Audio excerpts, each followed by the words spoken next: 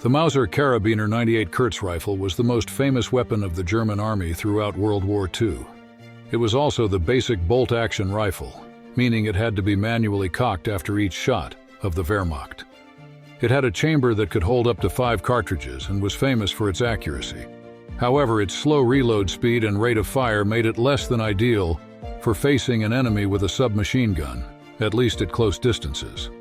The K model was an evolution of a rifle from World War I, but modified to be shorter, making it suitable for blitzkrieg warfare. Nevertheless, it was a German-built weapon, efficient and robust. It stood out mainly for its precision. In fact, it was the preferred tool of German snipers because it required minimal modifications to cover long distances. It had a caliber of 7.92 millimeters, the same as many other weapons used by the Germans, making it very versatile and allowing for the recycling of its ammunition. It remained in production until the end of the conflict, which was the case for few weapons. But it was not without reason, as many experts have confirmed that it was the best rifle ever created in history.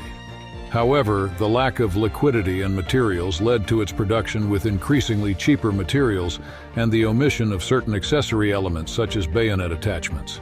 It had a magazine of 5 cartridges which could be fired at a maximum distance of 1.74 miles, although it was effective at around 0.47 miles. Known as the Maschinenpistole 40 in German, it was one of the iconic weapons used by the German forces during World War II. Designed in the 1930s, the MP40 became a symbol of the efficiency and lethality of the German army.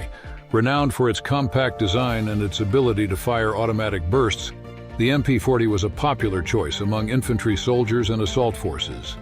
Its moderate rate of fire of approximately 500 to 550 rounds per minute made it manageable and effective in close combat. The MP40 was valued for its reliability and ease of use, making it a preferred option for both experienced soldiers and novice recruits.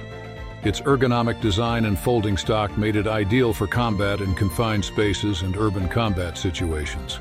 Although the MP40 was relatively accurate within its effective range, its use was limited to short and medium distances. This made it ideal for engagements in urban environments and close-quarters combat. It's curious that the Allies referred to it as the Schmeisser, when this engineer did not collaborate in its design. The Maschinengewehr 42 was known as the Nazi Army's Reaper. It was born as an evolution of the MG34 due to its high production cost, and as demonstrated in multiple cases, it represented a significant advancement over its predecessor. It fired no less than 1,200 to 1,800 rounds per minute, a wall of ammunition against which Allied soldiers could do little. However, like any weapon, it was not perfect. The high number of shots it fired caused its barrel to overheat and, even, its 7.92 millimeter Mauser ammunition to be depleted rapidly. It weighed 22 pounds, about 10 kilograms, relatively light for World War II. The MG42 was the terror of the Allies for its ability to spew bullets. The sound it made when fired earned it a nickname befitting the fear it instilled: chainsaw. However, authors such as historian James Holland advocate that its legend has been exaggerated to exhaustion. Its speed caused several problems. It heated up a lot, and its barrels tended to melt.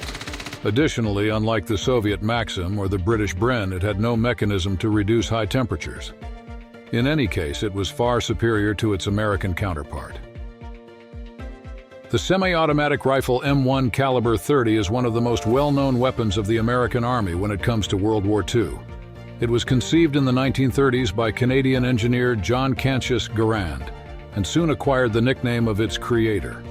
For many military figures like George Patton, this was not only the best rifle of the conflict, but also the most effective in known history, up to that point. Setting aside exaggerated opinions, this rifle was the first semi-automatic rifle distributed massively in an army. This characteristic was a revolution for its time because it was the only standard-issue weapon that did not require cocking after each shot, unlike the Lee Enfield Kar 98 and Mosin Nagant in Great Britain, Germany, and the USSR respectively.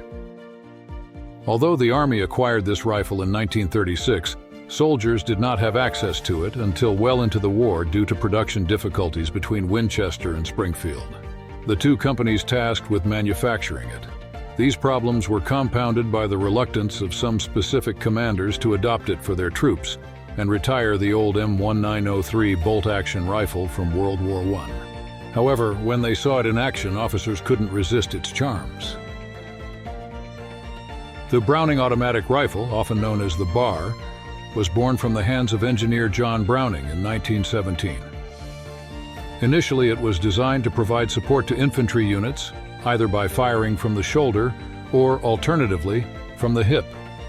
However, as it entered service late, it was only used towards the end of World War I, after which its development began. It wasn't until 1939 that the BAR achieved its greatest fame, when its definitive version, the M1918A2, began production in the United States.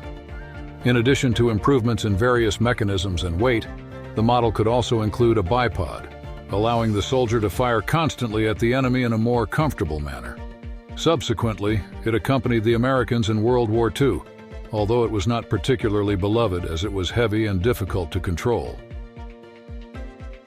Thank you for joining us on this journey through time. Don't forget to subscribe for more exciting content about World War II and other historical events. Until next time.